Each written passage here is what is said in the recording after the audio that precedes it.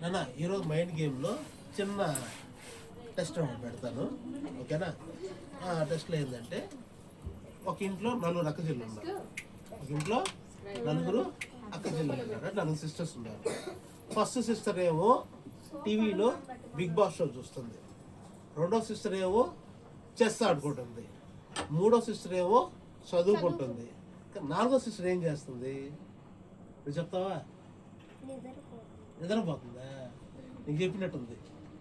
నీకు చెప్పినట్టుందా? ఇది కూడా నువ్వు బిగ్ బాస్ చూస్తుందా?